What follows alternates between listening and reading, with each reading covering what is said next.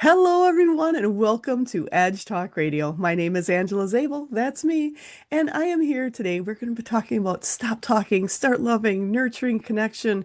It's with author Rob Thomas of Arizona, and I can't wait to get into it. We've been talking a little bit before we started, and you are going to love meeting him. So I can't wait. So, who am I? My name is Angela Zabel. I have connected to spirit working with the team in the non physical my entire life, sharing messages from a multitude of realms with people. There, I am a teacher, coach, medium, radio show host, writer, retreat host, gallery reader, doing speaking engagements, offering guidance, mediumship, intuition with online private and group sessions, classes, and the Amplified Universe monthly membership. This is a group growing our connection to us, our world, all that is around us, and our role in it, sharing knowledge and working with people around the world. You can find me on pretty much all the social media aspects, and go to my website, angelazabel.com. And today, I'm going to try to get this in. We're going to try. I cannot guarantee, but we're going to try to get this in link here. So today, we are here with Edge Magazine. Let me get it this way. There. Edge Magazine is a leading events and media resource dedicated to all aspects of holistic living, health, wellness, and the mysteries beyond, promoting businesses and promoting and sharing wisdom and resources, committed to promoting businesses, organizations, and individuals who support our collective journey to wholeness and balance. They are currently distributed in 30 states plus Canada, with over 17,000 magazines per printing, with a vibrant online magazine with over 42,000 people reached per month. You can have the magazine shipped to your door, stay up to date with the newsletter, become a drop spot, and you can check out Kelly Wagner on the Being Curious show. You can check out more at edgemagazine.net. There's a lot of great information, so I hope you take a chance to do that. And today we're here with Rob Thomas. He has spent the last 20 years helping big companies get unstuck. He sits down with teams, listens hard, asks the right questions, and turns fuzzy goals into clear, doable plans. From automotive giants to banks, energy firms to tech startups, he's worked all over the world figuring out what people really need and how to make it happen faster, simpler, and with less drama. Along the way, he's coached executives one-on-one, guiding them through the toughest decisions while keeping supply chains so nothing falls apart. Rob's gift is making complicated things feel straightforward. The same clarity and care shows up when he works with individuals. He has a knack for cutting through noise, spotting what actually matters, and helping people move forward. Skills that translate beautifully to the everyday stuff that trips couples up. These days, when he's not untangling corporate puzzles or exploring the mountains on skis, Rob is happiest at home with his wife and kids, reading a good book or quietly testing the ideas that became the wordless connection. His book, The Wordless Connection, is deep in intimacy without saying a word, even if you're married. And that's on Amazon and Kindle. And his website is wordlessconnection.com. And for those listening, I'll spell it out. It is wordlessconnection.com. It's on Facebook and Instagram. He also has couples workshops, 3-hour virtual world date night experiences for couple, and group coaching, one-on-one, individual, or couples coaching. So I can't wait for you to check out more at thewordlessconnection.com with Rob. And Rob, I am so happy to have you here. I just got to ask, how did you decide to get into the wordless connection? Oh, well, that's a great question, and thank you for your nice introduction. Actually, in my work, when I'm working with organizations, I generally engage with them and kind of plan on where we're going and what they want to have happen, and kind of have a map of how we're going. And I've got a team that I work with, and we start putting that in place. But every once in a while, I find that even with the best laid plans, it isn't working. We're not getting traction, and I'm trying to Mm, figure out how can we, what do we need to do to move in a way to get that traction. And so one of the things that I often think about is I want to change the conversation. So I'm thinking what we're doing is not working, and so I will get my team together and I say, okay, and we'll list all the stuff that we're doing with the organization, meetings and mm, events and so forth. And I'll just say, okay, what's the opposite of this? And we'll put that on the list, and we'll just kind of go through the list. And then we often will then start doing just the opposite to see what might be Oh. able to help us get that traction. And so I was in a situation in my long-term relationship with my partner, and uh, things, and I think anybody who's been in a long-term relationships, there are ups and downs and peaks and Mm, valleys. And I don't think anybody who's been in a long-term relationship doesn't feel like it requires some work. And so mm, I've been through that. We'd gone through some peaks and valleys already, but we were in one that seemed to be lasting a little bit longer. And because I'm a bit more verbal, as I was talking with my partner, uh, didn't quite say this, but it was kind of like the intent, talk is cheap. And so she wasn't really this, whatever I was saying. And I was reading books, I was listening to podcasts, I was really trying to figure out what's the right word to say at the right moment. And I just was mm, not making that happen.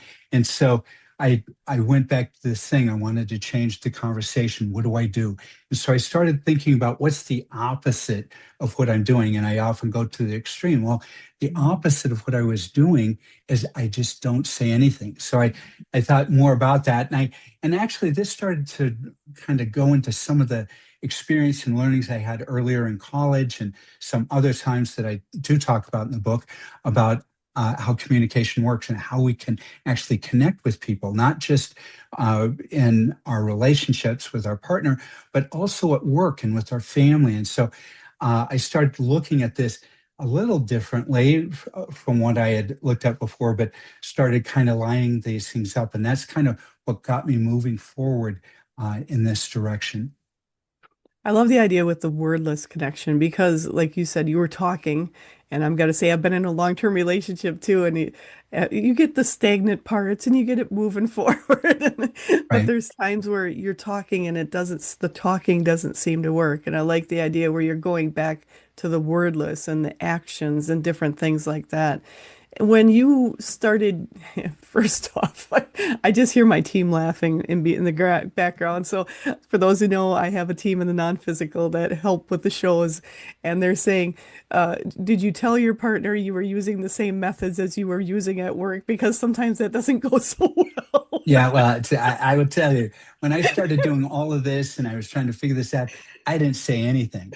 In fact, because part of it is I got started, and even I ultimately, once I kind of got some of this figured out, and I had some what I call experiments to help people kind of start experiencing some of these connection elements. Uh, I told this national audience that I was working with when they were trying it themselves. I said, from my perspective, at least for me, when I started, I didn't tell my partner anything, and because I was thinking, what if it doesn't work, or what if I fail, or I'm trying something, and I don't want, and again, when we're with our partner, we've had good times and we've had not good times. And the not good times, sometimes we embarrass ourselves through doing Yeah. something. And since I'd had a plenty experience working with myself, I thought, let's do this on the low, it would be low key about this. And so as I went into it, I didn't mention anything. I didn't tell her anything.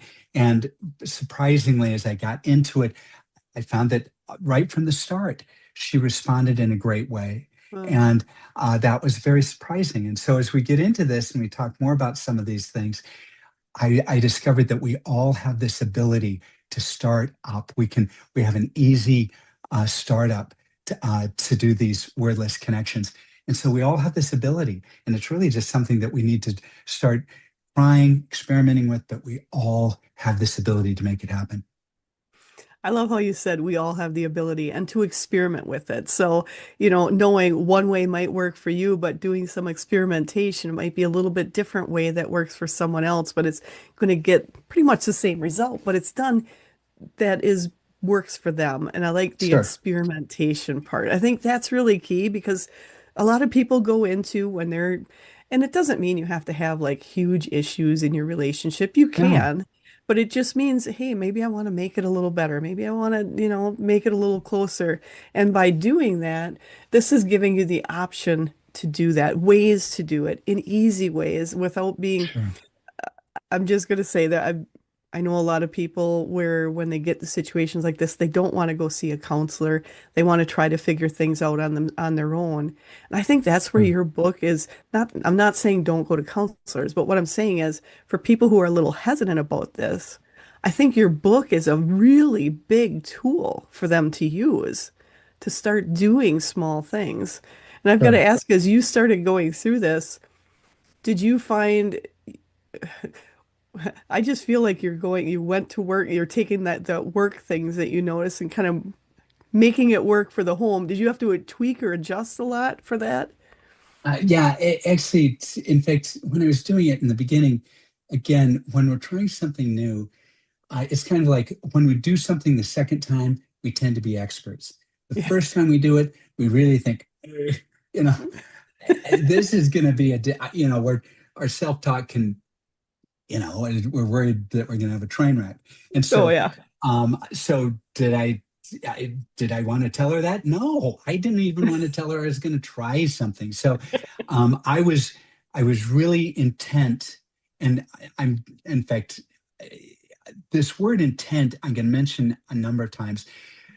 One of the key things that you do through this whole process with these experiments is that you just do it intentionally. Now, a lot of things we do with our partner, we're thinking of something else. We're trying to text and talk, or we're driving and we're multitasking. When we're really trying to connect, we need to be very intentional. And so Mhm. I will tell you the thing that I was trying to do as I was experimenting with this in the very beginning, I really was intentional. So that's one of the things that, unbeknownst to me, wound up being something that was very helpful because it kind of helped orient all my personal kind of my energy within my body towards this moment that I was having with my partner. And again, when it first started, she was thinking, just just another night on the planet. I mean, so there is nothing going on, nothing to see here. I didn't clue her in, but in my own heart, I was hoping this goes well. And so I think that you need to. So as you get started on this, it's okay to feel that way, and as you just lay out a couple of tools that we do every day, being intentional about stuff. Um, that's not hard for us to do. We can do that every day, and we can do that with our partner, and that helps set this up for success.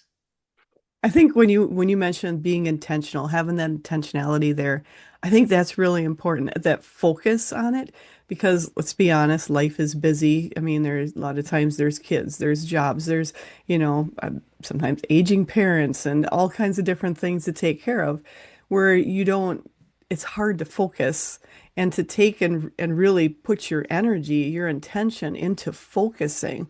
Was that something, did you find a hard time with it, or was it easier or became easier over time? Well, it's again, this is kind of like uh, you know, finding you're looking for water and you're surprised you find any water on your backyard, and I can't believe it's here, and so you've got that going on, but you also have just regular life going on. And so maybe a foundational element that I think will help here is that as we get up every day, and we've got a partner, we really have two things that we're focusing on. One is all of life. And particularly if we've got a partner, we've decided to move forward in certain ways. And maybe we're buying a house, or maybe we're you know we're helping our partner get a master's degree, or they're helping us get a master's degree. I mean, we've partnered and we've got a lot of stuff going on. It could be getting training for a new job, or we just got laid off, and so Yeah. how do we get the new job? And maybe we do have family health problems, or maybe we're having kids, or maybe our kids are leaving, or whatever the situation is. We always have this kind of a challenge at our feet every single day. And Yeah. we generally have 4 or 5 items, and it really takes a lot of our attention. And we often think one of the things we're grateful for is that we do have this long-term relationship. And we think because it's long-term and we've been with them, it's okay to focus on this 100% of the time, and we'll find time at the weekend or at night or Mhm. maybe in the morning or when we go on that trip next month or at Christmas. We just think at some point in the near future, we will be able to make that connection. Sometimes we do, but there's times that we don't. So I said there were two. One is how do we handle all the hubbub in our life? But the other is this is how do we maintain that connection daily? And one of the things that I found that was so surprising uh, with the national research and the participants, I had them keep journals and they sent those to me. Right. So I wasn't just getting, multiple uh, question answers. I really got a lot of detail from these people about how they were experiencing this for the first time, the second time, trying the different kinds of experiments. And one of the things that they said is that they were really surprised at how they were able to connect and really within 5 seconds, really, when we get into the experiments here, really, they just take like 5 seconds. It's really not long. And our Oh, body is really ready to go, really ready to make this happen in a wordless way. I'm really describing something that we've already either experienced, we know about, we're just not doing it daily. We're not doing it with the right amount. We're not doing it intentionally. And we're intentional. just trying to do it where we're paying attention to all these other things. So if we do these two things where we're focusing on our partner and we also are focusing on all these things and we're doing that daily, this is really where the success comes from. This is really where we stay together. And so it's this kind of intentionality on a daily basis. And again, I'm really talking about just a handful of 5 second moments, really throughout a day. You might spend a minute and people go, oh, well, I can do that. Well, do it with intention, and you're going to find that you'll be connected and that you won't need to wish, I wish we went on that vacation because we're not connected, or I wish this other thing would have happened so that we could have been connected. This is a way to tend your relationship garden every day. That's really important because a lot of times you think it's going to take hours a day and so much time and so much energy to connect on that, to do those connections, to do those focusing, to have that intention. And I think that's what really stops a lot of people. They're like, "Oh, it's going to take so much. There's no way to do it in a short amount of time." And I love how you said short bursts. And what do you recommend people do for those short bursts of that connection, that focus, to bring yourself into that focus? Well, there are a handful of experiments. There are five. Uh, and one of the ones that is maybe easiest for people in long-term relationships to try is a hug. And No. so we encourage people to, in the book, we talk about a 5 second hug. And again, one of the great things about it is you don't need any practice. We've all seen a hug, we've all done a hug. It's just that we're not doing any hugs for the most part. And again, I got this back in the journal entries. Is it doing a 5 second hug? Some of these people thought I was asking them to do brain surgery on themselves or something. Oh, I don't know. That was so weird.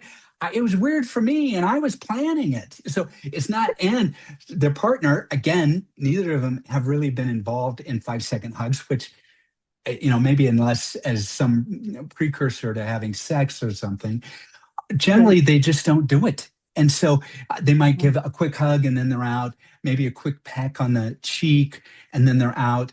And so that's what they're used to. So really spending really intentional time. Again, we're Yeah. just talking 5 seconds, but there was not a couple that participated in the national research who didn't feel at the very beginning, not only does this seem like a long time, 5 seconds, and we realize we do not do this. And this is what I found. I was not doing this in my own relationship.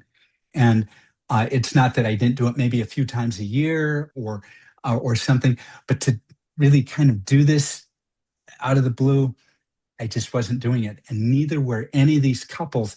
And we included couples of all ages, all types, genders, orientations, um, uh, different economics.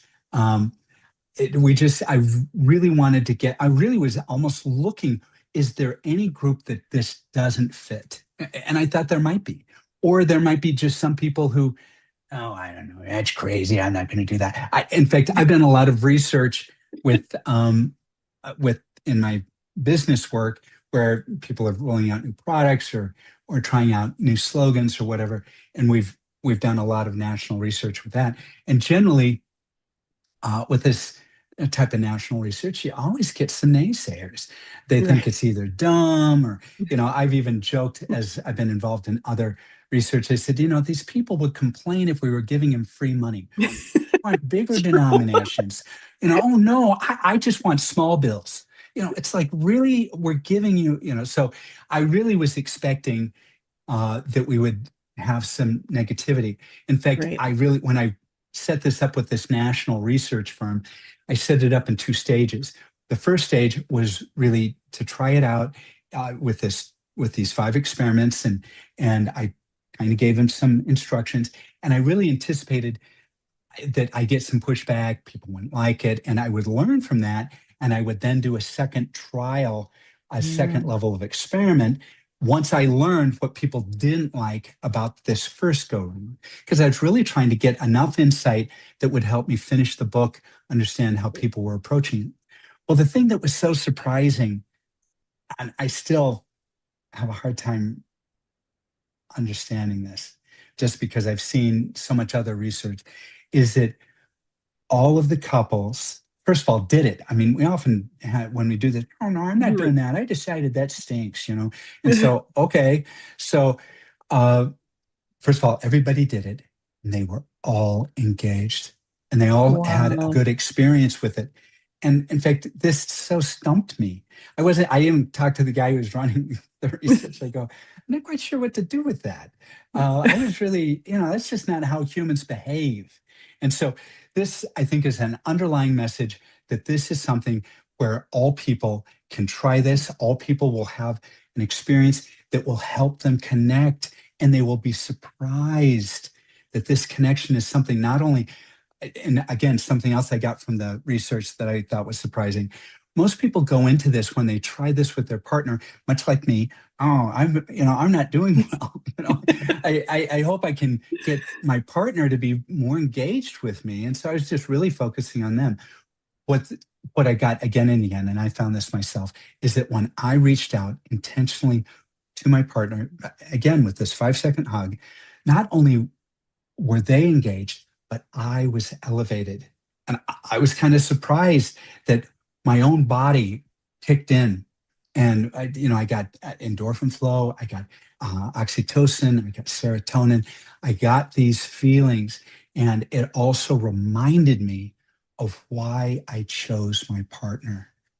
It's like Mm, my body was waiting to give me this memory.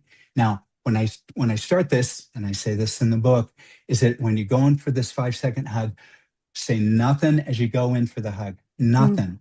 And man, I like to editorialize on everything. You could be eating cereal in the morning, and I could give some editorial about whatever cereal you're eating. I mean, I can talk about anything. And so really you decide not to say anything as you go in for the hug while you're hugging, nothing. And you may want to apologize, or you may want to do this, you may say nothing. And then when the hug's over, just pull back and then leave. So there's no talking Mm. before, during, or after. And again, this allows for the body to be really engaged on both sides. And so, Yes. and there somehow seems to be a 5-second threshold that once we cross that, we get this endorphin flow, we get this chemical release in both of us. And again, this is why it's going to work for your partner, regardless of who they are. And it may take a couple of hugs for them to, because again, we got this in the research. A lot of people said, some partner, when they got a hug, they go, "Now, what's this about? Or what do you want? I know you're up to something. Just tell me, spill the beans. I know is this a trick? And so because they haven't done it, this is not, I mean, again, sounds crazy.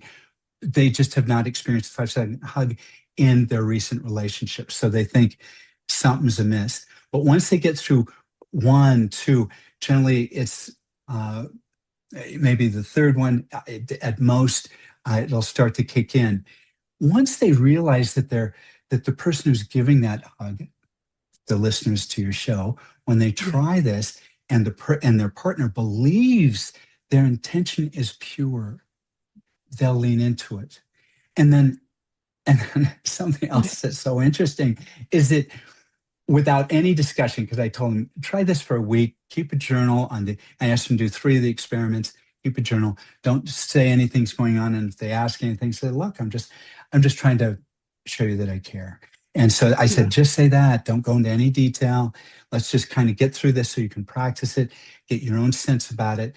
And so the thing that happened often on the second day, or maybe later the first day, is that their partner, who maybe even questioned them earlier, they would then come in and do their own 5-second hug.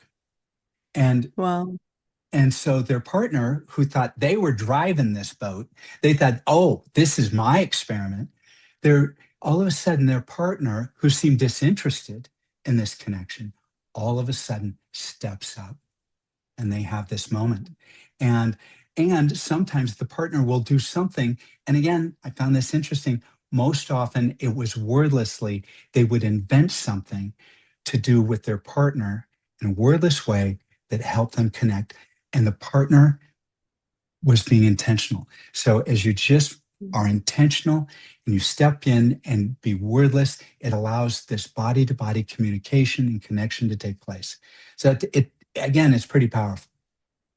I think that's absolutely amazing. And I love the fact that you did the experimentation and you did, the test group and putting it out there because honestly, there's a lot of changes that have been going on in the world as a whole, but people are documenting them. And I think that is so important, especially men have, I'm just going to be honest, a lot of times men don't get the hugs and stuff as much as I feel they should because it's kind of that mentality of, oh, they're tough, they're hard, you don't need this. And so I really love the fact that you did this experimentation.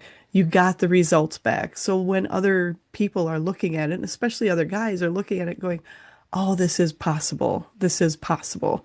Because I think I've talked to a lot of different guys too, and a lot of times they feel a little left out and feeling like they are the ones that need to do, putting it forward and things like that. So, and to not expect anything back. And I think it's really going forward, the energy and the world we're going into, you want to have that equality where people can show affection on both sides without, like you said, to be open and do it just because you really want to have that close connection.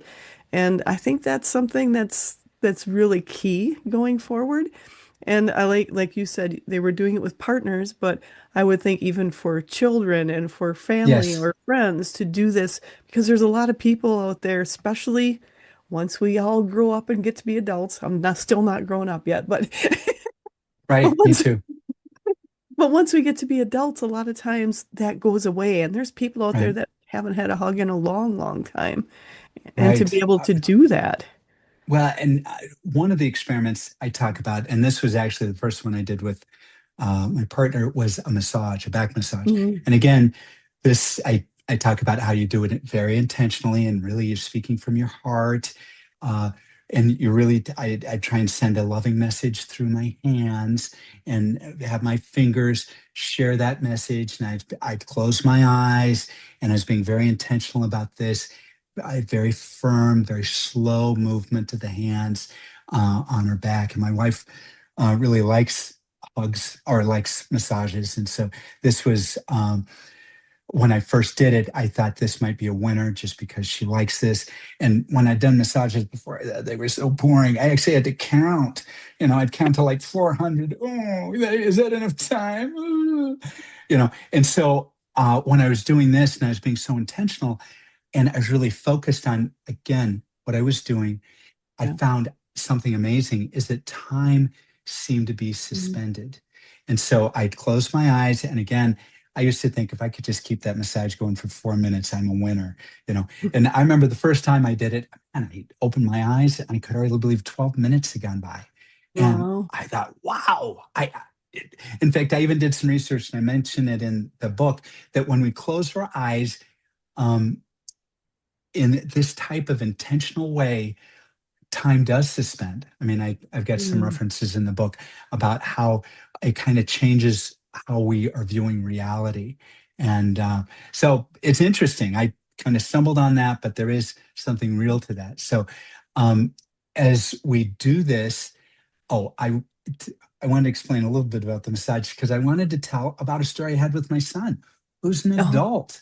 And so I went over to his house and he was laying on the couch and I could tell just the way he was laying there. He was kind of laying there gingerly, and I could see some scrapes on his arms. And he does a lot of mountain biking. And anyway, Oh. he had been out mountain biking and had a fall, and so he was trying to kind of recuperate. And anyway, so this is when I was really doing my research for the book, and again, not telling anybody that I was doing anything. And so I All thought, under the radar. let's try some of this, massage thing with this wordless connection. So I said to my son, I said, "Hey, how about if I rub your feet?"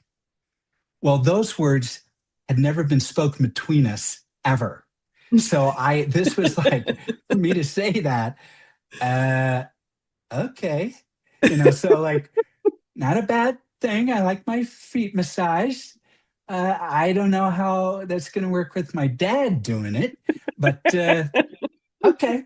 So you know I so I did the same thing. I was very intentional. I took a foot at a time, and I did the very slow, very firm, and then kind of methodical movement. And again, I was thinking of something loving in my heart, and I Mm. was really picturing that energy and that message going from my heart down my arm to my fingers.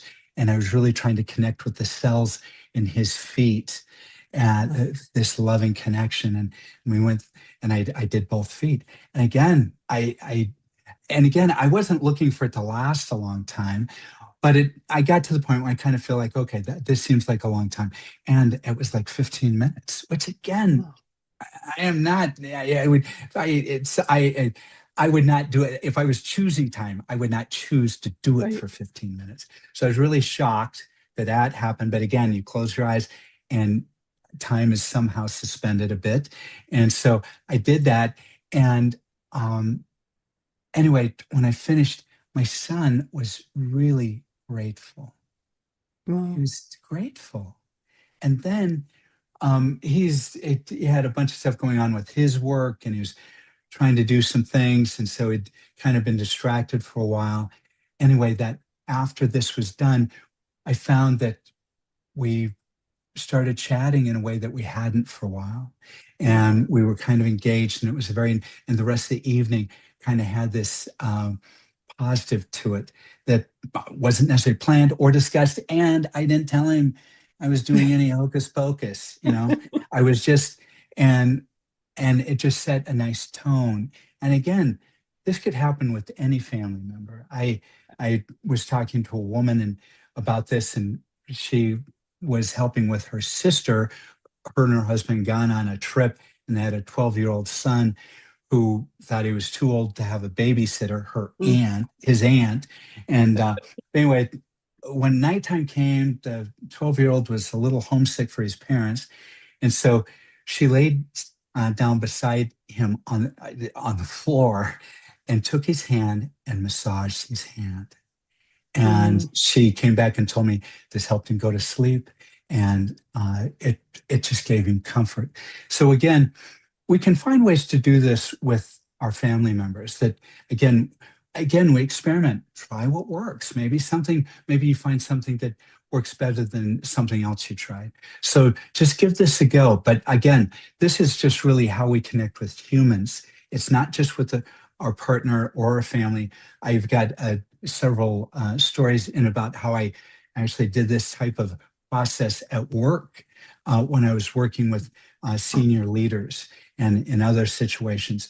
Uh, again, I didn't tell them what I was doing, but I was able to, and sometimes I found somebody who was doing some wordless connection with me, and I learned from them. Again, I shared that in the book. But again, this is the type of thing that we can do really in any moment at any time. and we can experiment.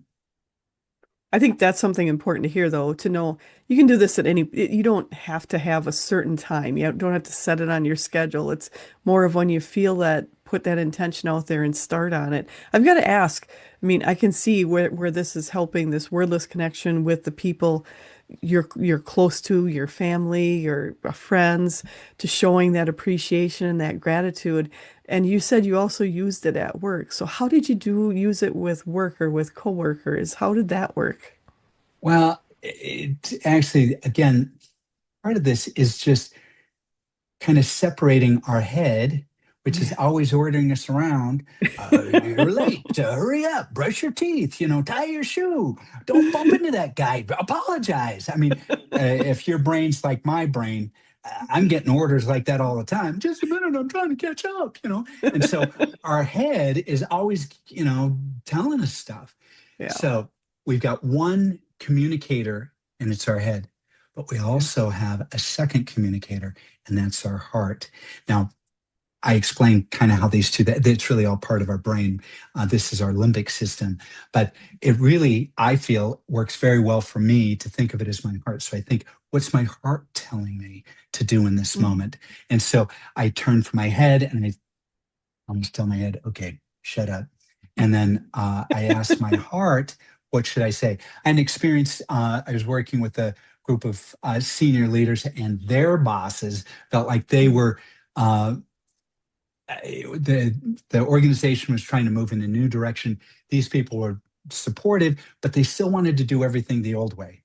And Right. so there was this push pull. Yeah, we want to support them, but they didn't want to change how the process was working.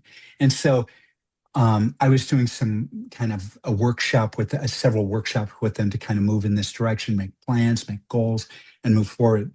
Anyway, we met several times, and I had got to a point where, again, I was thinking they are not doing anything. They're not doing Mm. some of their homework.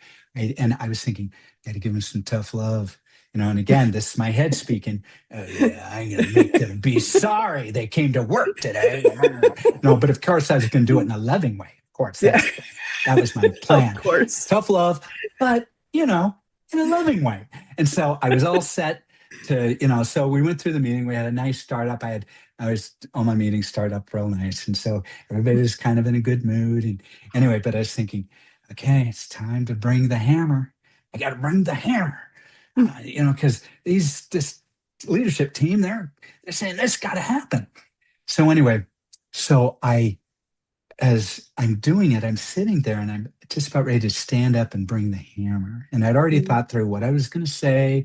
And again, tie into their goals. I mean, this wasn't like, I was going to tip the table over or anything, but I was going to bring the hammer. And so just at that moment, I had been experimenting with this stuff. And I said, and just in the spur of the moment, I said, what does my heart say I should do? So I Mm. paused. And again, this wordless connection, it happens in a moment. And so I just paused. I mean, and as I was pausing, I looked at everybody's face, and they were all enjoying themselves. They were all smiling, and they were waiting for my next words, which in my mind I decided to be the hammer, which I thought, oh, they're not going to be happy in a minute. And so, anyway, so I thought, what did my heart say? And at that moment, I actually got a picture in my mind, and it was a box and then an oval around the box. And Mm. I thought, I can just draw this on the whiteboard that was right there. And I understood immediately what these images were. The box dealt with engineering, Mm. and engineers really are very structured, and they Yeah. are loyal to that structure. And in some ways, they felt like they would be disloyal to who they were as engineers if they did some of this stuff that the organization was asking them to. That was kind of where I was. But then I talked about this oval, and really the oval represented all the other things in addition to engineering that needed to happen, marketing and other things, getting the product manufactured and so forth, that needed to happen for the customer to have the experience. And so engineering wasn't just the only thing. everyone needed to pull together was really kind of the message. And so I drew this and I talked about the box and their loyalty to it. They all agreed. They nodded that we're loyal to that box. And then I said, what does it? And so I caught a little bit about this big oval that was surrounding the box. And they kind of got it. And so we kind of went through this, and this was the change that needed to take place. And so I share that with you that really it's a lot about how you engage yourself and your heart, and you let your heart speak. So that's one of the examples. So I think it's really important though when you talk about heart. I mean, you're talking about intentionality, and for me, everything is about intention. Where you're putting your focus, it's intention, and it's also your heart. And I love the fact that you're tapping into your heart before you did this meeting, and said, is there a better way? Is there a different way?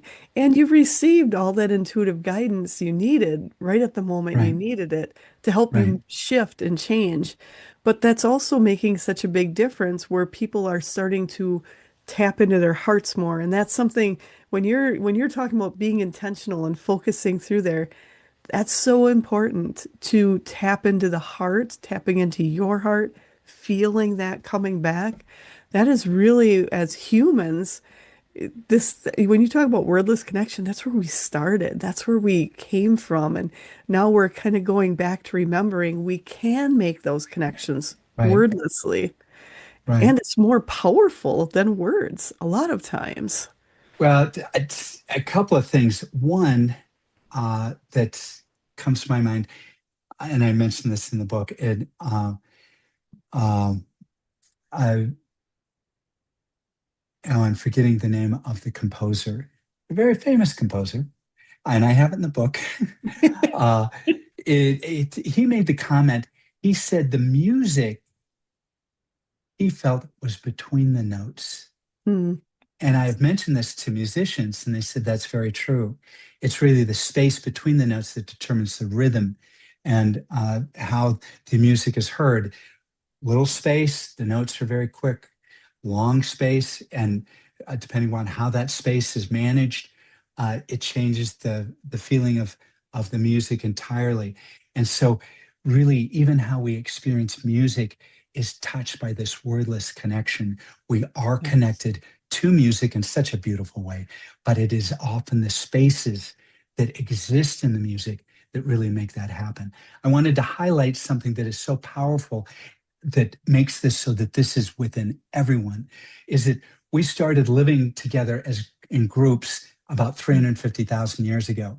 Humans, we just love to be in groups. And even the people who say, oh, no, I want to live by myself. Oh, yeah, but in a group. Yeah, that's why you go to the grocery store. Oh, yeah, I like all this, someone bringing all this food here, And so they may not have a personal relationship, but they do like all the experience and services that living in a group provide them. And so we've Yes. been seeking out groups, uh, you know, for over 350,000 years. And we had families and we had relationships and we did group hunting events together. But the thing that is interesting is that we did not have the ability to speak, depending upon what scientists you look at, between 10 and 50,000 years ago. So we spent, eons of time in all these communities, small groups and families with children and partners and large groups wordlessly. So we, as our bodies, learned this because we ourselves want to survive, and so our bodies learned how to communicate meaningfully. Again, like I bet people back then they knew to close their eyes. They knew to be firm when they were giving someone a massage. They knew to stay with 5 seconds because after 5 seconds they knew that they felt better, and so they did all this stuff, and so when they did learn to speak, and again, we now in a phase where no one stops speaking, but our bodies have a whole library of these abilities and ways to connect. And we bring this from the womb. We are Mm. born ready to do this. So when I say that everybody can do this, everybody can do this. This happens to everybody in the moment, and it makes it happen. Our bodies are ready to set forward. But I do find, and again, this was part of the research, is that it can only happen if we stop talking. As soon Mm. as we speak, it distracts everything. It's like someone's telling a joke and then someone starts trying to give you direction, driving directions on top of it. Well, then all of a sudden the joke's not very funny. And so this is where wordless connection comes in. We need a lot to allow the body to be able to connect and communicate without any instruction.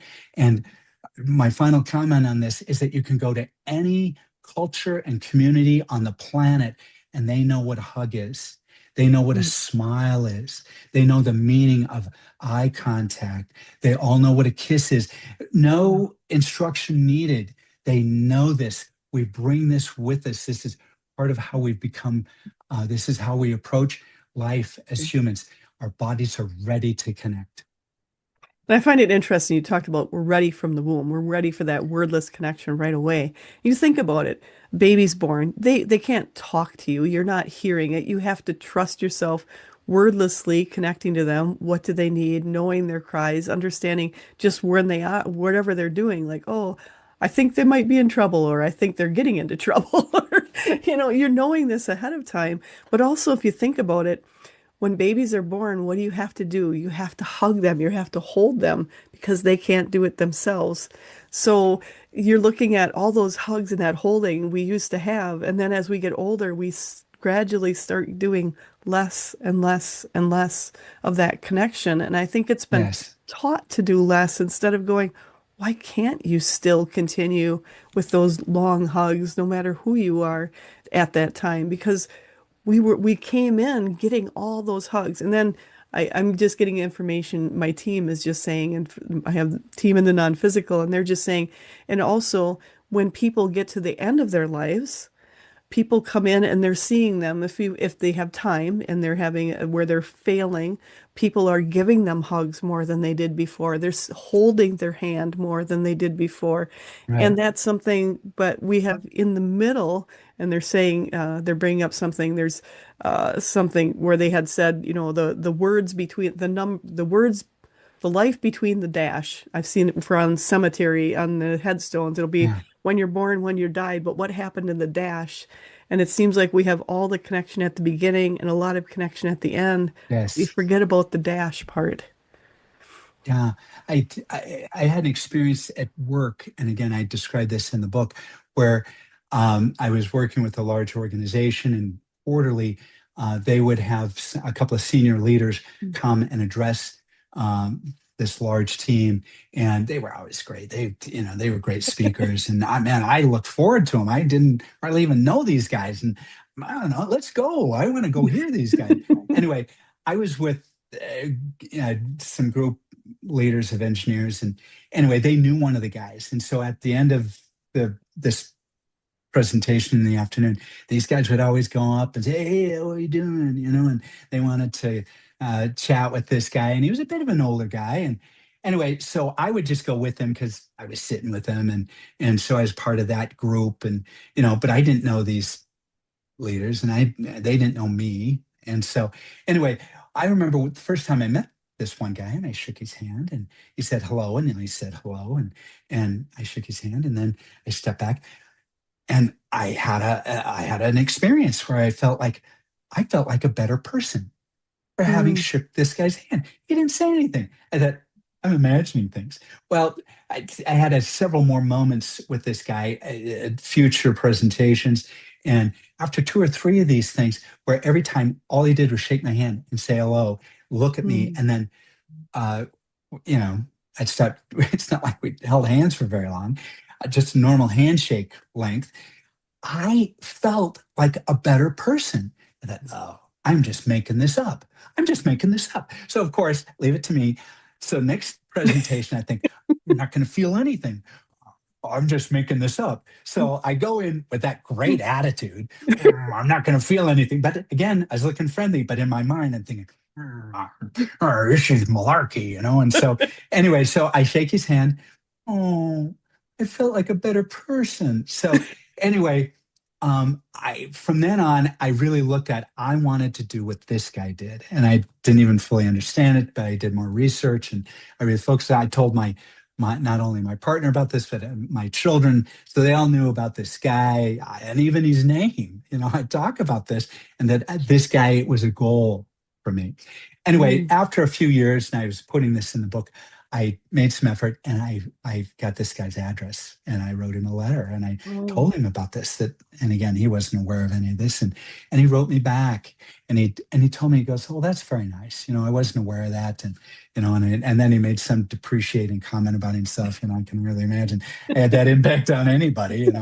Uh, yeah, in fact, he made some comment, I'd have you come talk to my family. They've got comments about me. And so anyway, but I had asked in my letter to him, I said, what was there anything in your life or anything that you're aware of that you think might have helped you with this? And he Mm. talked about he had an older brother that was 2 or 3 years older. And he was again older than I was. And he had gone to school at an earlier period of time where there was no support for anybody that had special needs. And his brother Mm. had some special needs. And the brother was a couple of years older. And, there's a special kind of cruelty that we've either all seen or Yeah. experienced where in junior high, that one junior high student to another can be particularly cruel in a comment or a joke or something. And apparently this just happened again and again to this older brother.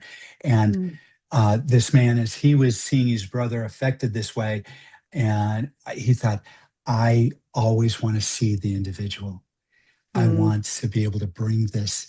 And so he made some determinations, some promises to himself at the heart level of how Yes. he wanted to behave. And so that carried on throughout his life. And I can attest that whatever decision you made, it impacted me. And so, again, I think this is part of this body to body connection that we don't even fully understand in all areas. And so, Yeah. again, that was at work. And I thought, man, wouldn't that be great if I could do that for everybody that I met who was a stranger, and I shook their hand. So anyway, that was very touching to me. I think that's really important to hear, though, because a lot of people don't realize the impact they have on other people. They have no clue of how much of an impact they make on other people. And when you realize other people are making an impact, then a lot of people don't stop to think, so are they. So are they Right. themselves. And how are they bringing themselves forward? What type of energy are they bringing forward? Are they being critical? Are they being, condescending? Or are they really being open and saying, I really want to know this person, who they are at a heart level, at a true level, and not be making judgments on people. And that's very key, very, very key for people going forward, not to have the judgment and to know everybody's making an impact. This man had such an impact that it made you reach out to start more. But then look at how much impact you're making. And every time you reach out and you talk or you give someone a Right. handshake or a hug, how much of an impact that makes. Because Right. there's people that don't feel they're worthy of a hug. And Yeah. that's Yeah. No, important. plus I put his story in the book, Yeah. and I explained this whole thing. And I made my kids listen to this story about this guy a bunch of times.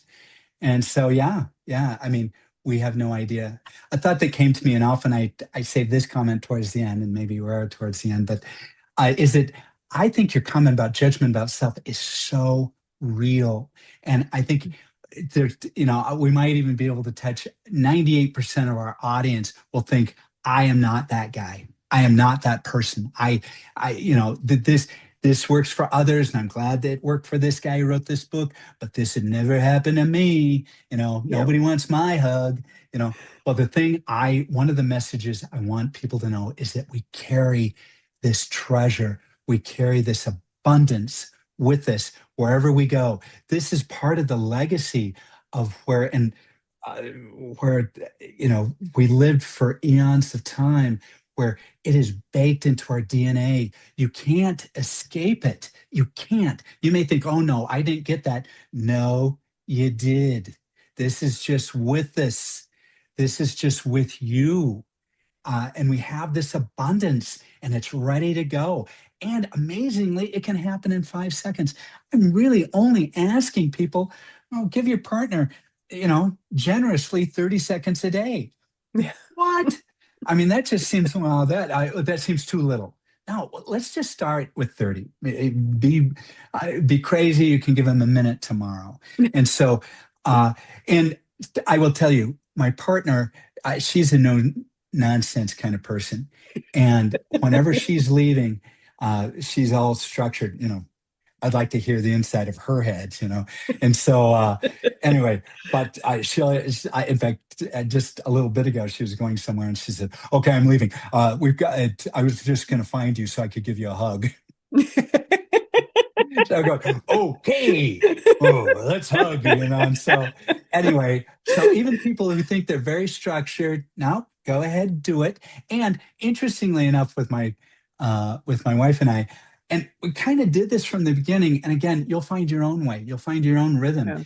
And again, this was never discussed. We did the 5-second hug, and when that was done, we stopped. Again, no conversation, and then we gave each other a 5-second kiss. So we put two of them together. What? And so, Whoa. anyway, we now do that every time we hug. We then give each other a 5-second kiss, which is again one of the experiments. And we do this. We do this not only with each other, but we can be anywhere. We can be in someone else's home, and one of us is leaving, or at the grocery store. I mean, we do not limit where this goes because this is important to us. And again, my wife, who is maybe a little more reserved than I am, this is important to her. And Yeah. she does not want to go through the day without this happening with her and to her. And so I invite everyone to live this abundance and give this a try. That's really important. You don't realize how much you need it until you start doing it again, until you start making it really in the forefront, putting that intention of doing it every day. You don't realize, like, wow, we went how long without a hug or a kiss, or how long without that personal interaction, that intentional focus, because you get carried away in life. Right. Life takes it away. And I think it's important for people once they start. I like the experimentation, and I've got to say I went through, so I don't get a chance to read everybody's books cover to cover, but what I do is I kind of use it like I do an oracle card. I say, where do I need to look? And so I'll scroll down and I'll hear my team say this page. So they had me stop on the unexpected acts of service part of your book, which is chapter 12, page 127. And they talked about, and you had the quote from Mark Twain about kindness is a language which the deaf can hear and the blind can see. And I really love that part of it. And then it says we use our words, but and ask them, like, what can I do for you? But then you had in there, but 99,999 times out of 10,000, they'll respond, thanks, I'm fine. And this is really going through your unexpected acts of service, which you were talking about with the kiss, with the massage, with the doing something out of the ordinary. And I'm going to say, I encourage people to check out your book, because also in the book I see you have the experiments where you talk about, here's some experiments you can do. These are things for you to try. And I think that's really, your book is really interactive with people, to be able to take them through and go, hey, read this chapter, and then here's an experiment. Here's some key points. Here's some things you can try. I know with this one it says, with the chapter 12, one of the experiments says, come up with a list of 3 unexpected acts of kindness that you can do for your partner. Do all 3 in the next week and write down the experiments. And I like the fact that you're not saying do it in a day. It's like, here's a week. Work with it a little at a time. How did that go with you as you were doing it with your wife with the unexpected acts of kindness? And Uh, with the group. I want to hear about the group. How did they think about that too? sure. Now, this is fantastic. And I love this. I love this whole idea about unexpected. Because often in our society we can't do anything without permission, and Yes. we don't want to invade their space, and what if I give them something they don't like? Well, I just say, who cares? Who cares? Give them something they are unexpecting, and you may guess, I will tell you, I love chocolates. I love chocolate. And so if I don't know what they want, you know what, I get them some chocolate. Or I actually like C's candy for people who know C's Hmm. candy. And so I'll give them a box of C's. Unexpected. I'll tell them, I hope you like chocolate. I love this. That's why I'm giving it to you. So even if they don't, they know that I am being intentional about this gift. And I don't need their permission to be intentionally kind. And really, it isn't so much the gift I'm giving the intention. This very thing that people feel like they lack is that I am giving them my care. And one of the other things too, and I'm sharing this more from men. You were so gracious to men a little bit ago. I almost interrupted you Yes. and said, men are oblivious a lot of the time. Just my own experience and how I live my own life. And so, um, men, they often want to. In fact, I tell a story, and I remember this guy told me this story. He said. Um, we had a bunch of kids and it was crazy time, and I was home from work and my wife was down at the end of the hall, and so I walked down the hall. I had to step around the vacuum and I had to step over the laundry, and I got to her and I finally said, what can I do to help? And she looked at me as if I was a crazy man, and she said, just look. And so one of the things I talk about there about this whole intentionality is that when you ask someone, one of the things I got back from particularly women who get asked this by their male partner, and maybe it can happen differently. I'm Right. not being specific about gender, but often they get asked, how can I help?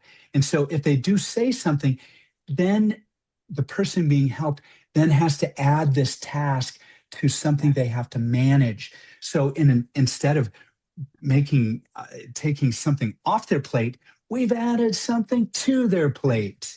And so we want to make it easier. And really, this is all about us. We want to feel good and we want to leave their house thinking, oh, I did something great. I'm a wonderful guy. And so don't ask. And if you're going to go in and help, just help. Just go in and help. And so that guy, he should have just plugged in the vacuum and started vacuuming, and he doesn't know what hallway, bedroom, just start vacuuming. And she's really got an opinion. She's going to tell him. But, he knows how the vacuum works and he's seen how this works. He can make a go of it.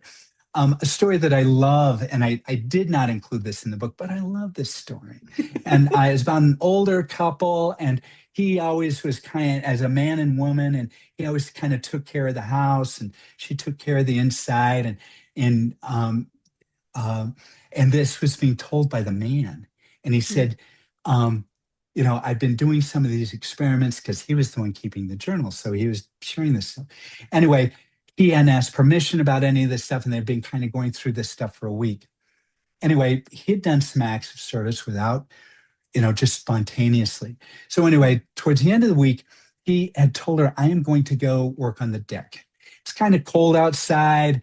I think winter was ending, and um, he had some stuff he wanted to do to kind of get ready for spring. And he had just offhand mentioned to his wife, around 10 o'clock, I'm going to go out and work on the deck. And the deck was above, and he got his tools out there, and again, you know, these two people operated on a time, so he just shows up. So at 10 o'clock, he's out there, he's got his tools and he's ready to do something. Anyway, he explains that she never helped with the outside or the house or any repair. This was just Mm. not her thing. That's just not what she was comfortable with and had any experience, didn't really know how to use tools. Anyway, stroke at 10, he's out there getting started, and she shows up. Wow. Actually, she shows up, and she dug out somewhere some work boots that she was wearing. She had some warm pants on. She had a warm, heavy coat on that was, that she could work in, and she had work gloves on.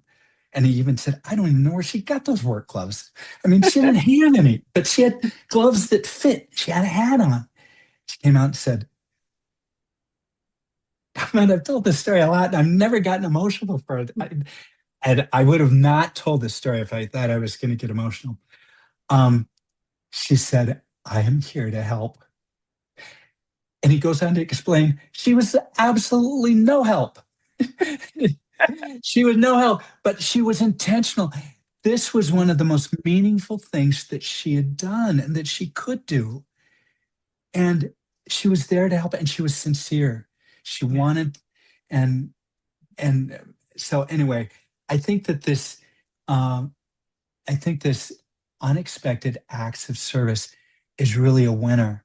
And it is Yeah. something that we can do at any time with our partner that can be meaningful. And so anyway, I love that story. I love the fact you brought it up because that's one of the things for me. My team is also coming in, and one of the things is they're so glad this was brought up because that's why they talked about the men at first. Because there's a lot of times men are very stoic and they hold everything. They're taught to hold everything inside, not to show emotions, not to show that. But there are a lot of times they feel like they're doing it on their own and they feel like Yes, they're alone in the world. And it really is taking the time to step out of, if there's, whether they're with men or women, it doesn't matter. But for someone to step out of their comfort zone to say, I don't know what I'm doing, but I'll be here to support you. That's so right. huge It because is.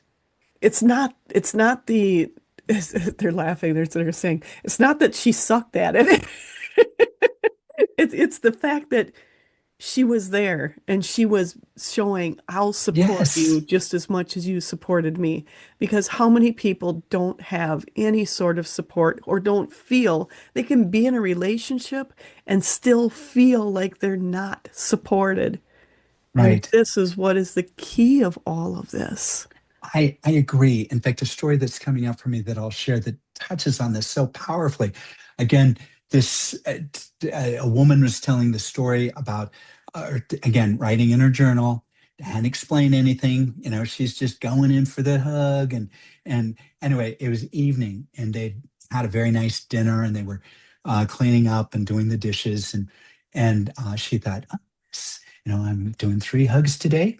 Didn't tell her husband this is my third hug and I'm just doing it from a journal, and so she leans in for the hug because that's her assignment to herself, and so she leans in for the hug and they stay embraced 5, 10 seconds, and then all of a sudden he starts to cry. She's never seen him cry before. This was really surprising. And he then pulls back and he shared something that she was unaware. She said, he talked about some financial challenges that he was having. It's not like they were going to lose the house or anything, but he was under a great deal of strain. And anyway, this hug made him feel connected. And then unexpectedly, he cried.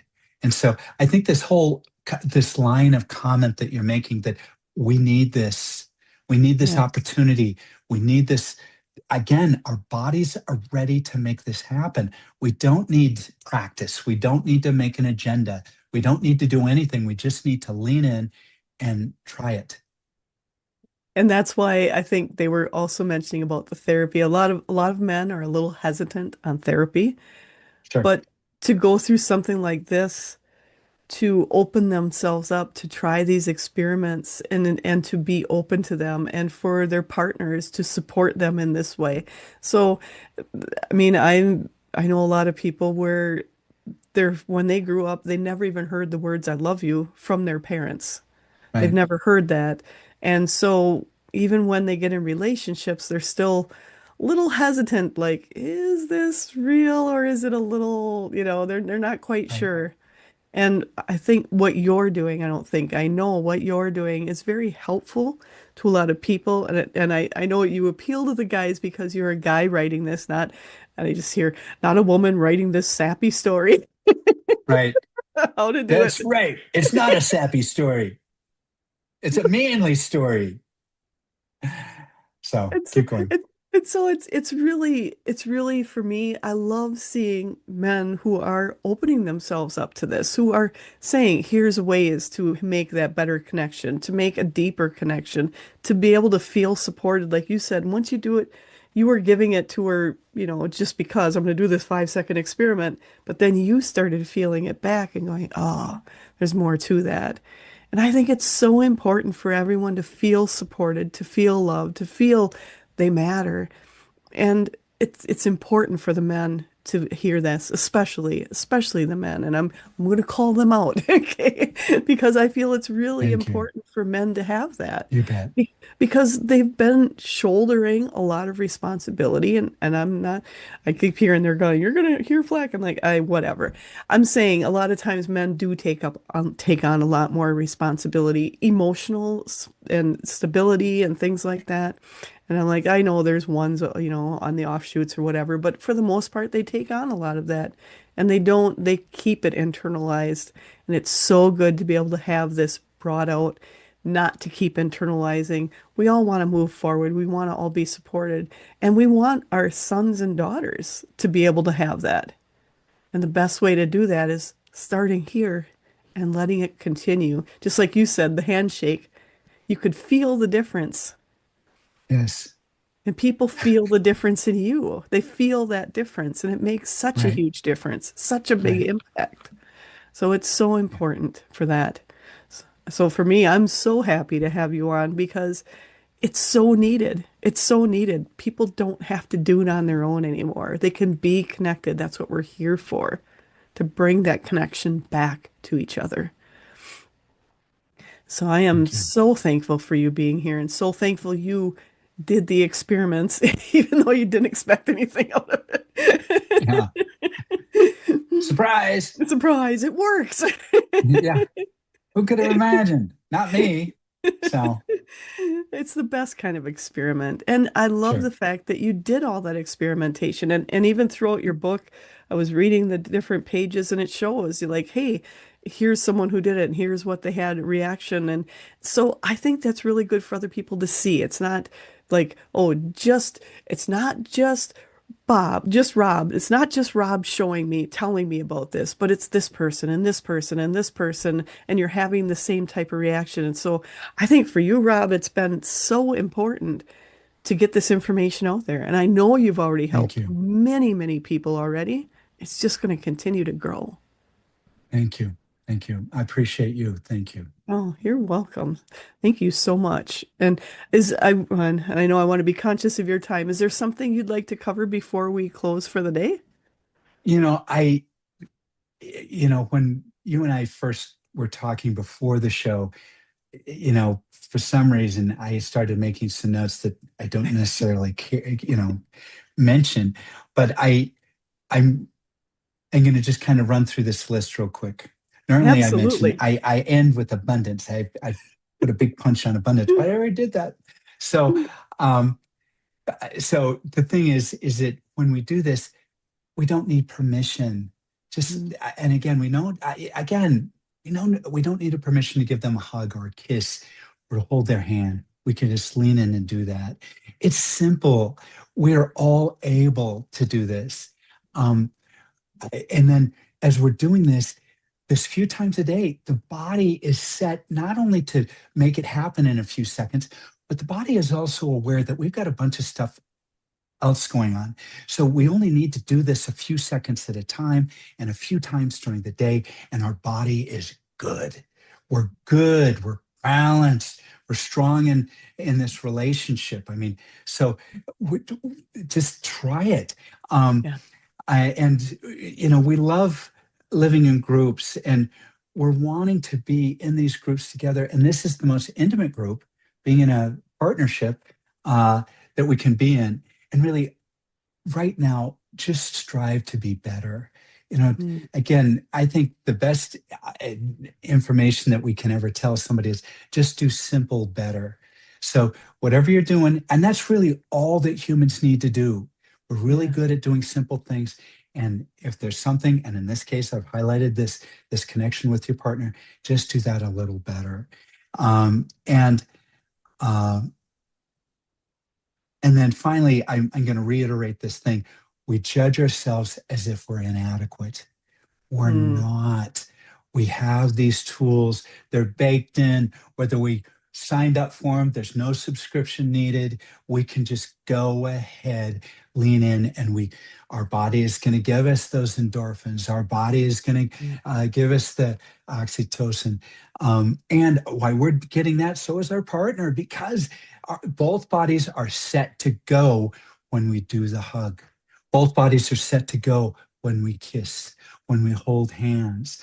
And again, as we do all of this intentionally. So that's my closing. So thank you for that Oh, opportunity to enthuse. So thanks.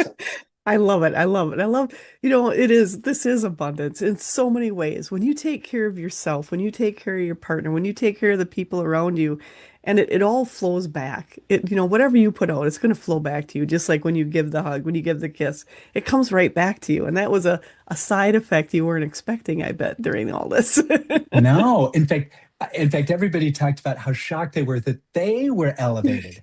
I was shocked that I'm elevated. I thought I should be in, in partner jail or something. Oh yeah, you screwed up. No soup for you. And so, okay, I'll just hug my partner and get nothing. Well, that's not how it works. We get we get this abundance. This is really about who we all are, is living in this abundance. And that's something so key for people to understand. The more you do this, the more you're going to get back. And it continues and it grows. And that's where we're at. We're changing this world one person at a time. We Every are. person who changes, it makes a difference. It's a ripple effect throughout this world. So don't think one person can't change the world because one person then interacts with another person, and pretty soon the world's changed. Something that you said about one person, as I've done some of this with people where I've been present where they've been practicing, I don't do this a lot, but I've been present for a few people. Some of them have commented that as they were holding hands or their hand was massaged, they actually thought of their mother. Mm. And I got this from a few people. I didn't ask anybody, they just volunteered this. I got this several times. So I think that we have these memories and I bet that mother sometimes thought I am having no impact on this child. I bet there's probably 500 other mothers who could do a better job. And little did they know, 40 years later, their daughter or their son would be sitting there getting a hand massage and all of a sudden think, I'm remembering my mother through this. And so when we think we are having no impact, we are. So I mean, I just wanted to share that because what you're saying is so true. We can have an impact. Absolutely. And every single one of us are. Everyone listening, everyone watching. And Rob, for you, all the people you are impacting, especially with your book and all you have to offer. You have your courses, your workshops. Encourage everybody to check out his website. And again, it's wordlessconnection.com. So definitely check. Ooh, there's the book. Nice. I love when Buy they the have the book book. there. Buy the book. And you'll love I went through and I love the experiments on it. It's easy, it's got easy to read, you got key questions, experiments. It's easy to follow through and it's not difficult and it's broke up into short segments, easy to follow. So definitely. So you have done an amazing job with this and I am so Well, happy you thank you. did it. Thank you. Thank you. And give this as a gift. If you know somebody that you think would benefit from this, and often we got a family member who might be struggling. I don't know. Maybe this book could help them. And if nothing else, you give one of those experiments a try. Absolutely, absolutely. And if you have a family member that's struggling, try some of these experiments with that person. You Sure. may be very, very surprised. So, well, Rob, thank you so much. I appreciate it. And again, check out and the links will be down below too, but it's wordlessconnection.com and also on Facebook, Instagram, and go on his website, check And out all he has to TikTok. offer. And TikTok. Ooh, nice. Yeah, no, in fact, we're really making extra effort on TikTok. We've got some great videos there on TikTok. I mean, really great ones. I mean, we've got some good followers. So anyway, keep going. I love it, love it. So yeah, there's so much there. So definitely check that out. And you have the coaching. You do the one-on-one individual and couples coaching, correct? Yes. And so that is all there. Highly encouraged. Rob has a beautiful heart, a beautiful soul on him. I highly encourage. I think you're not going to be so disappointed. I don't think you're going to be disappointed, not ported. You are going to be, you are going to be supported. That's why they keep coming Sure. out. You're going to be very supported. But so much there. So definitely check that out. And Rob, I want to thank you so much for being here, sharing your knowledge, sharing your heart, your time, and your journey. I appreciate it so much. Thank you so much. Thank you. Thank you. And then for all of those watching, make sure to watch the next episode of Edge Talk Radio. They're on the first and third Wednesdays of the month are the new episodes coming out at 7 p.m. Central Standard Time. If you've missed any past episodes, no worries. You can check them out on either my YouTube channel or Edge Magazine's YouTube channel or as a downloadable podcast. And for a part of time, they're also on Facebook Live. So you can check it out on those. And I just want to thank everyone here. Thank you all for listening, expanding, and amplifying our universe together. Have an absolutely amazing day.